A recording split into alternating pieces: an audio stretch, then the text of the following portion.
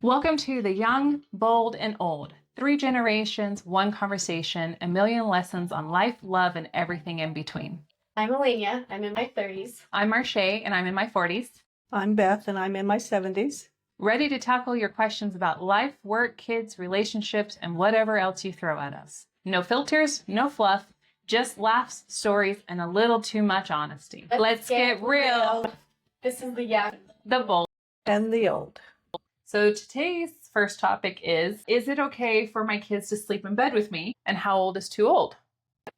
I really like this one. Yeah. What do you say?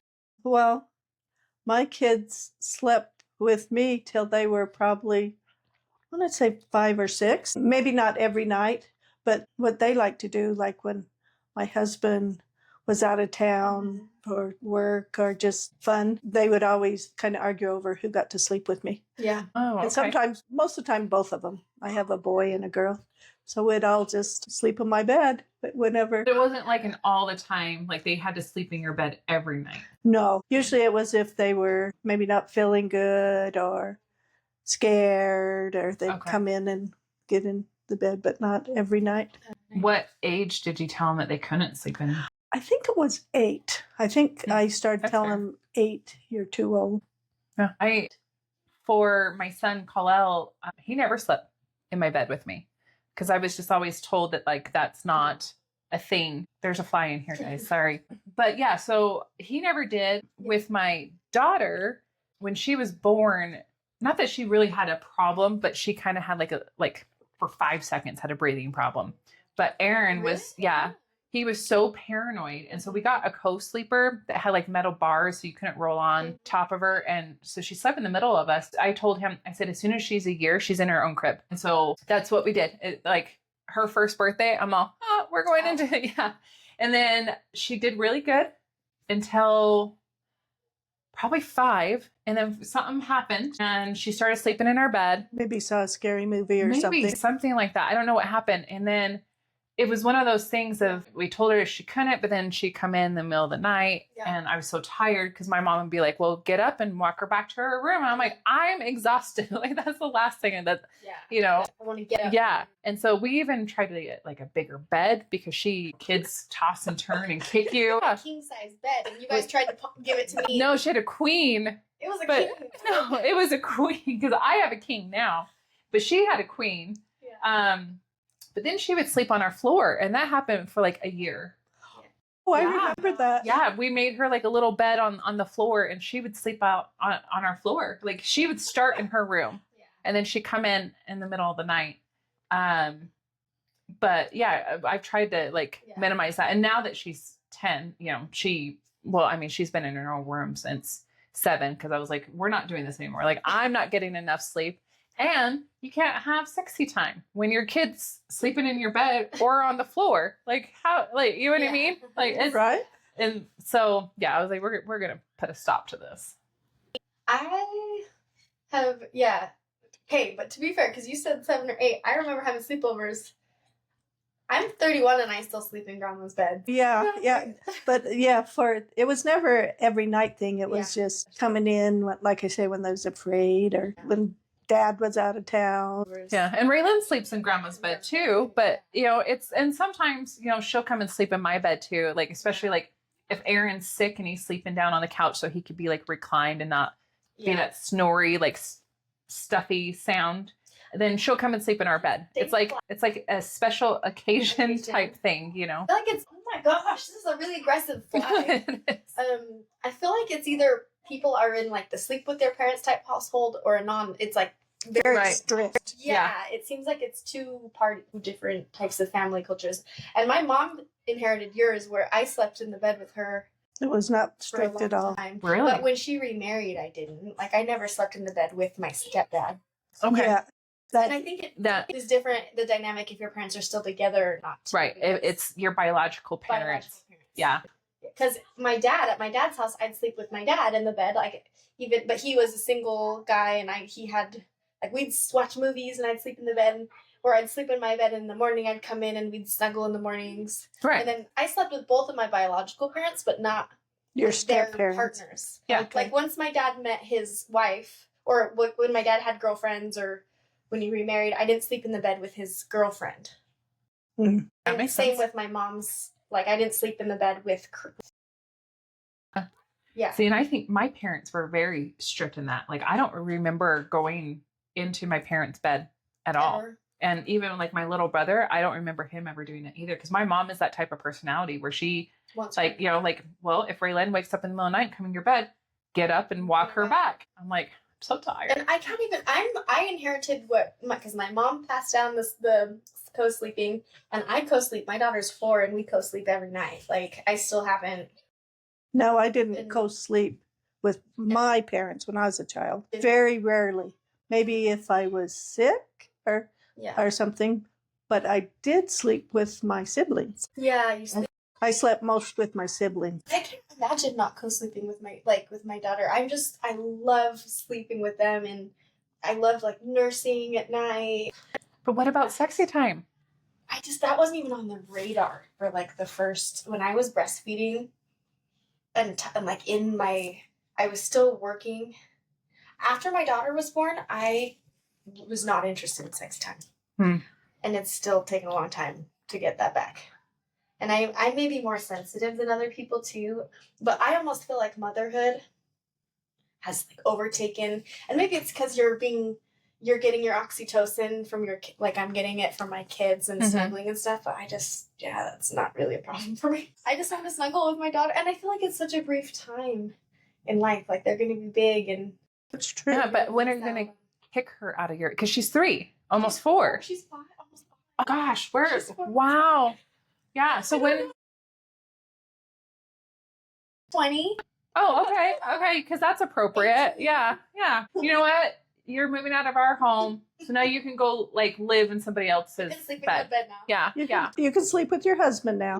Like, no, I don't know. Like, I like having my space because I mean, I know Esmina has to be this way, and I'm sure Aaron and Equity when they were little and, you know, tossed and turned and kicked, and then you got a foot in your face, and, you know, you're like, how did you even get into that position?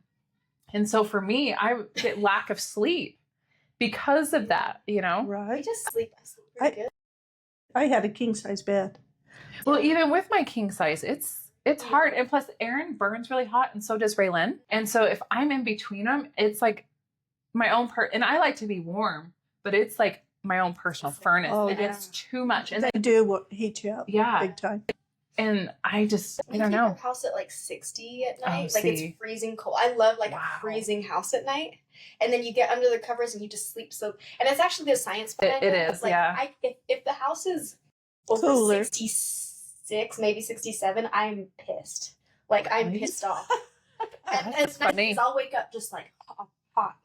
See, ours is like 71, 72. Oh, that's grounds for divorce. I just started closing my windows at night. How does Aaron, because he used to sleep in a cold house. Like, how does he? So he has a just loves cooling you? blanket. He does love me, but he also has a cooling blanket that works like really, really well.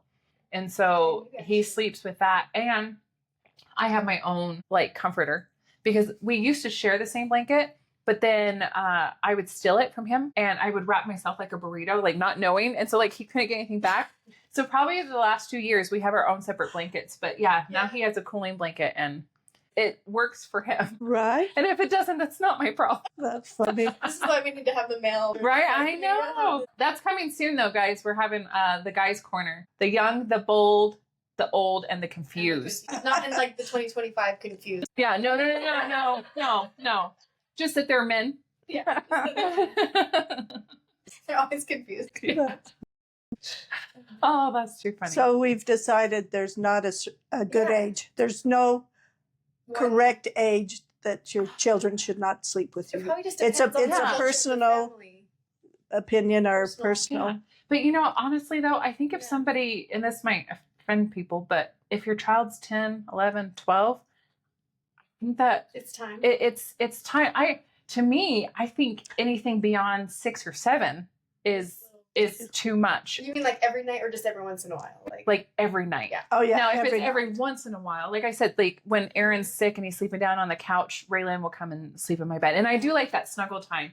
But I also like, you know, she's She doesn't need to sleep in my bed Yeah, every single night. every night I would cut it off about 6, 7. Yeah, I think that's pretty reasonable. Yeah. She had a nightmare the other night, and she came in and she asked if we, and I just scooted over, and she gets underneath the blankets and we snuggle. Yeah. So like, to me, that's okay. And I think the kids cut it off themselves. They'll get to the point Right. Yeah. where they don't want to sleep with you. Just like every milestone, they'll kind of led. Yeah. And as she gets older, becoming a teenager, I still snuggled with them. and I think that's totally fine too. Now, my son, who's almost 20, if he was like, "Mom, can I come and sleep in your bed?" I'd be like, "No." Like, No, he probably wouldn't ask that either. No, he never would ask that. But you know what I mean? Like, there is kind of that stigma between the boys and the girls. Like, we snuggle on the couch, but sleeping in the bed, that I would be like, no, we're not doing that. Boys hit an age developmentally when they don't want to coast. Like, it's different with girls. Maybe girls are more snugglers. And biologically, like, boys need, like, maybe I'm divulging too much, but like, like I don't want to wake up with my teenage son and he's like, they need their space as teenagers. Yeah, but also like girls too, and women. I know when I go on a girls trip, we share beds. Yeah, but guys don't do that. You know what I mean? Shower bathe together. I'm 30, and like, with my cousins. Yeah, you're running in and out of the bathroom. Everybody's just either in the mirror or showering. It's bonding. It's like sisterhood. When we went on vacation, Mom came with us, and we shared a hotel room. It was Aaron, me, Raylan, and Mom. And I'd come out of the bathroom just naked, and Aaron at first was like, "It's my mom's." I was like, "My mom's here." Yeah, I'm like, she's seen me naked plenty of times. This isn't the first time. I'm okay with it. Don't worry about it. It's just a girl thing. It is. Because could you imagine like a dude coming out, like Lotto coming out of the bathroom, and like everybody's there, and they're like, hey. It's just a girl. It's a girl thing. Yeah, it's absolutely. Definitely. Yeah. So. And Aaron was uncomfortable with it the whole. The whole trip, the whole time. He was just Shay. Yeah, he's like, "Why? My mom's here," and then Raylan's like, "When I went on the girls trip with Elenia, she's like, we always walked around naked around the hotel room, like." But that's just what girls do. We shower together. We're naked. We sleep in the same bed. But like, it's not. We bathe together. It's just like this bonding experience. It's not weird. But I could see from like a guy's perspective, he's like, that's weird. Like, we don't just walk around as dudes. Like, or like what is the locker rooms like tail? The whipping the towel. You know what I keep picturing? A guy just standing there like wiggling his penis around, just to deal with that at the preschool. Like, all little boys hit an age where they just start to become obsessed with themselves. Yeah, and it's just a biological what does this do? Like, and they think it's funny. Yeah. So they don't know it's not a sexual thing. It's not sexual. It's very innocent, but it's just funny to them. Like, I just think it's funny. And I have 7 brothers, so I know. But I had to tell the mom once. There was a kid that was like talking about it to to one of the girls in class. But I listened and I'm like, he's talking about what I think he's talking about. And he's all, and the little girl was like, okay. And then you don't know what he's talking about. Right, yeah. And then, so I had to tell the mom, and she's like, yeah, he thinks it's funny. I'm like, oh, I know. Yeah, it's very fun. So did you have to tell him you can't talk about it at school? You can't talk with that. That's just private for your. I'm like, we don't talk with our friends about that. And he was just like, okay. New. Right, yeah. But he still thought it was funny because, like you said, it's like that age group where they think farts are funny. It's funny. It's just probably same thing, a fart or whatever. It's just so funny. And you're exploring. You're figuring out what all this stuff is. Mm-hmm. Like, you're going through life for the first time. Yeah, for sure. Yeah, and it's hard because you don't know. You don't want them to be taboo or perverted, but you don't want to make them think they are when it's innocent. So it's kind of, especially in the olden days, I think we were much more prudish. Yeah. And so you put that onto the kids and you can damage them. They weren't allowed to explore it at all, so that guilt became very... Yeah, and that's very damaging. Yeah. That's why, So it's just, you have to be very careful. Yeah. For sure. Yeah, and I actually think this is a great segue for our next topic. Can sex count as exercise? Definitely. I say yes. But I mean, it depends on what kind of workout. Like, are you used to working out for an hour, for 30 minutes? Because like for me, that 5 minutes, I have to go work out again. That's 75 minutes. If you're having sex for 75 minutes, I want to know your secret. Hey, that was The in 5 your minutes 20s. was taking off the 20s clothes. before. Taking off. Yeah, that's was taking off. Man, he's gonna be so mad. He's so mad. Oh, it's a good time. What is this like? I think so too. But no, I think it does. And here's some information. Okay, so I learned this a long time ago from actually a Cosmo magazine, and it said how many calories are in sperm. Yeah. So the parents, This is such a Cosmo. Like, yeah, right. But it's always stuck with me. So, over Cosmo, like I don't know. Okay. but they said that there's 10 calories per tablespoon. So if you calculate that and then you count sex as an exercise, it would burn off the calories, and it's a loss. I can imagine like a really serious scientific lab, like we gotta measure the sperm. You're like, okay, honey, ejaculate into this, and you're measuring. All right, Calories. Right? I'm watching my figure. I don't make a comment on that. Grandma's secretly freaky deaky. I've heard stories, Grandma. That's for another podcast. Oh, that's too funny. But I think I'm maybe the least. You two are a little more wild, I think. But I had to like, Not anymore. No, yeah. I'm single by myself. yeah. But I also had to Maybe like, the good old because days. kind of what we were talking about, like the taboo, like back in your day, like that's like we didn't talk about sex in my house. Like that wasn't a discussion. I didn't learn about the birds and the bees from my mom. Or It's crazy because I feel like that's because your mom was very Christian, and I feel like that maybe they've gotten better. With she is now her. Hey, you guys need to talk to your kids about Absolutely. things. Because we shield so much, but like if you look at other But world countries, teaches instead. yeah, but like other countries, they're not as taboo as we are here in America. And I like that approach because like I don't want my kids to be afraid that they can't come to me, they don't know certain things. Because I had to learn from people at school who learned from brother or sister, and half the information was wrong. Right? Yeah. The kids that had older siblings knew a lot more than the kids that did not have siblings. I had a friend and her sister got married, and her sister and the husband never had sex before. And on their wedding night, they couldn't figure out how to make everything work. Nobody told them anything. Nobody told them anything because they came from a very religious background. Like she was like, she was like, this hurts. Is it supposed to hurt? And he's like, I don't know. And he's like, I don't know. And he's like, I'm hurting my new wife. Like, and so like they just didn't. So he didn't get that talk saying, they should have told her, okay. Right. Yeah. But so And, if you don't have that talk because some Vaseline. but it's such a taboo, and they were in their and to not know, you know what I mean? And then you're being embarrassed, you know, by you can't go ask your parents because they're just very taboo and like, you know what I mean? Like to be like the Bible, it talks about it a lot. I mean, have you ever read Saul Guy? Like they all just, and you're supposed to just be totally enamored with your spouse. Right. And I know that's how I know I learned a lot from my older sister, and would be with my mom and my sister. She was like a year and a half older than me. Yeah. And she'd come up with things like, I think I was maybe 11 or 12. She goes, are you a virgin? I go, no. I had no clue what it was. And then she started laughing, and my mom's like, oh, be quiet, Ruth. And then, of course, they had to explain it to me. oh gosh, that's so I funny. learned some things from cousins. Yeah. I went home and my mom was like, what? Yeah. Mine was like really just school. And then I had friends who became more experienced than I was.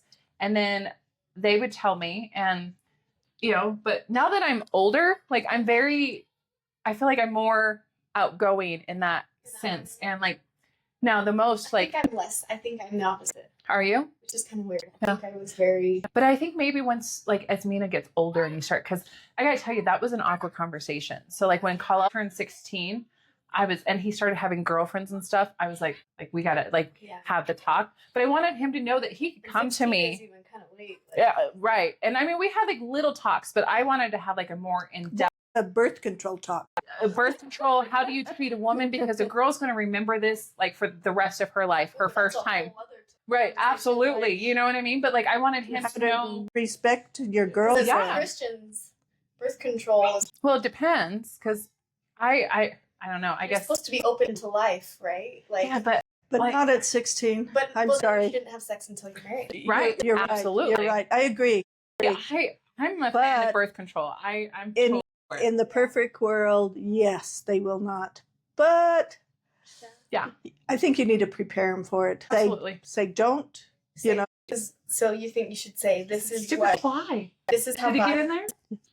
So I guess maybe the first. I've always thought about how I'm going to talk about this because I think there's a lot of, and even I grew up like my parents had me in high school, Right. but also they didn't. You guys weren't a super Christian household, so We they weren't didn't Christian at all. Not at all. Yeah. I wasn't Christian And at all. my- I've only been Christian But for a lot of 2 the Christians years. were scared to talk to their kids about it. Absolutely. It's not And just like- Christians. It's everybody, because in America we really do have this taboo on sex. But even in America, so even in like, then the talk just became, here's birth control.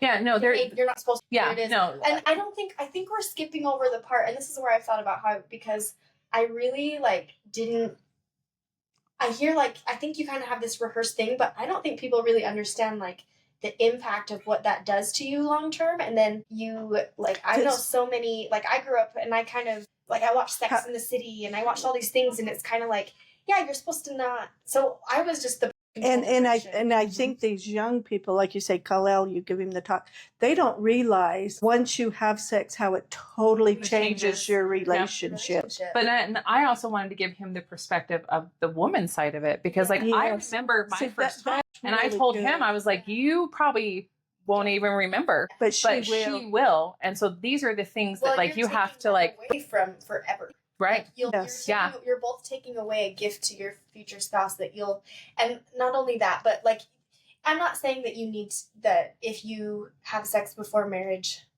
you're just done the rest, because obviously God's redeeming grace is always with us, but psychologically you still have to deal with all of those memories and everything, And feelings and comparing to other people. I mean, say it like it or not, you're always going to compare all of your experiences to each other. Absolutely. And that's something you'll Yep. never be able to have, give to your spouse. Right. You two growing together and going through, I don't know, Yeah.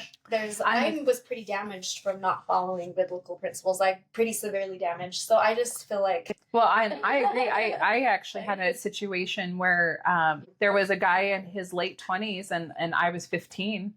And so I was going to bring that up is not having my parents talk to me about sex. I feel kind of opened me up to a predator, because he was sweet talking, he was good looking, he did these things, and and not having that information, to me, how sacred it really is. right, yeah. And if you're not Christian, you're not going to get that part of it, how sacred it is. Right. And It's Even the practical side of it. yeah, I feel don't even get if you're pregnant. not Christian, you should still have a conversation with your children about sex, how it affects the other, the other person, and then protection, and whether if that's condoms or birth control, but STDs, but then also their own physical body too, because we didn't even talk about my mom never said this is what's going to happen with your boobs, and you're going to get your period, and you know what I mean, and Just all the for a boy, all the things that they go through. Yeah. And so I just think it's just so important to have Those conversations and be open. And it was awkward with Kal-El. I'm sitting there with my 16-year-old son, and I'm like, hey bro, I know. And and I'm, so it's an awkward conversation, but I opened that line. And then I told him, I said, I can only tell you from a woman's perspective, but Aaron is here. Here's a valuable mentor. Yeah, here's your stepdad that you can talk to. And then if you're embarrassed to talk to your stepdad, of course you can go to your dad. But, I was I just want you to know that you have an open line of communication. Don't ever be embarrassed. And I think that's the thing is don't be embarrassed, and don't make your kids feel embarrassed, and don't shame them. Even if they do have sex at a young age, to never shame them. I remember my dad, when he found out I was having sex, like he called me a whore. Like that's not the thing that you do. You know, and he regrets it later, but like he was mad enough. And that was what he came out with, you know. And but so instead of being proactive, he was right. Yeah. And not saying that like you're like, yay, you had sex at a young age. That's not what I'm saying. But you know, you have there's consequences. Yeah. Yeah. But he didn't do the work to prepare you. Why? Exactly. And he probably had no work for him. Yeah. Probably no one talked to him about it. Absolutely. So he just reacted to that. Oh my God. Yep. For sure. So that's tough stuff. I am dreading it because especially now with the internet, they say kids are exposed to like pornography now between 7 and 9 years old. Yes, Raymond's asked me questions. Yeah. We're very open with her. Yeah. And I tell her, being the grandma, I spend a lot of time with her, but I say, ask your mom and dad. Yeah. I don't have to explain anything. That's great about being a grandma. And we don't tell her everything, but like we are pretty open when like she comes and asks like certain questions, you know. But I want her to be prepared, and I want her to know what to watch out for. I thought about this a lot. I think the piece that's missing in most, like, I wish that someone had really talked to me, because I always thought like these, like, what a prudish way of thinking. Like it always kind of was like the cool way of explaining it, and then the kids and the teenagers. But no one really talked to me about the repercussions of what premarital sex would do to me physically, like the long term. I'm still dealing with the long term effects of that. Right. And like I wish, like, I'll just be honest, when Asmina's old enough to ask me about my life experiences, I might not tell her like everything, but I'm gonna tell her like I wish that I had really, like, I know, okay, I don't want to talk about my family members, but I have a family member that married the person that she lost her virginity to, and like it is awesome. Like, I mean, their relationship is awesome. And the things that, like, I wish that I could have avoided. I mean, I've had to pay for a lot of therapy to try to have a healthy mindset of sex and marriage and stuff, because I had such a perverted, like, I got my stuff from, I think I got the talk, but I don't think I really absorbed it, because I don't think it was very in depth. Right. Well, you only get the physical part of how it's made and blah, blah. You don't get the emotional. You don't get any of the emotional side effects. Or the religion part, the Christianity part. Yeah. Well, because there's like, okay, you're supposed to wait until marriage. You just got told, wait until marriage. And you really got explained why. Yeah. Yeah. Yeah, exactly. First off, narcissists, the first tool they use is sex. A lot of narcissists will push you into sex really quickly. So they can control you. Yep. There's a lot of tools that it's like, okay, the biblical principles exist for a reason. Right. And it's, absolutely. And it's not taught enough. Well, I haven't been to a youth program, so I don't know exactly what they teach them or what they talk about, but I think it's even a little taboo, even, you know, in the society, Christian society. Absolutely. That youth, they don't. No, like, well, I mean, I grew up Christian and going to Christian churches, and that was not anything that we ever talked about. And then we had a little segment in school for sex ed, but it was just a joke. You know what I mean? Like all the kids. It became a joke. Like, it was like, they're like, wait until marriage, and then I'd go and everything in society told me otherwise, and I didn't really have. It was an uneven. Yeah, exactly. And then you also have like your friends who are lying, like, yeah, I've had sex. And then you're like, oh, I want to be cool like them because they made it seem so cool. But they were lying. They wouldn't even have sex. You know what I mean? Like, it's just stupid. And now we have the social media and we have the movies. Like, for example, Superbad. Like, I love that movie. It's hilarious. But they're like, we can't go to college being virgins. Yeah, like, that was like why? Why can't you? So there's a show called Married at First Sight. I've seen it. I've heard of it. I've never seen it. It's called Married at First Sight. And there was one season where there was a girl who was a virgin. And I was like, what a wonderful thing. It pissed me off because the whole episode was like the mom, she told the mother of the guy. So they go through this process of, it's basically like Love is Blind, but before Love is Blind came around, and it's a little bit more psychology based. They have like a group of therapists that help them work through it. And they basically pick all these people based on this algorithm and their interests, and it's like arranged marriage through a bunch of psychologists pick this group of people and put them together. Oh. And then they get married. They actually get married legally. Wow. And it's amazing. It's, oh my gosh, it's so addicting. Married at First Sight. But it's really fun, and I like it better than Love is Blind, because Love is Blind is a little bit more, I think, like drama. This This one's more real. especially the first seasons, like they're just real people. And there's this one season where the girl was a virgin, and she tells that was like a big part of her, of this, of like her story. Like she's like, I've been saving it for marriage, and she told the mother of the bride or mother of the groom as they were like on the wedding day, because they meet each other for the first time on their wedding day. Okay. And so she was talking, and she's like, yeah, I've been saving it for marriage. And the mother of the bride was like, then she went and she told the son, she's a virgin.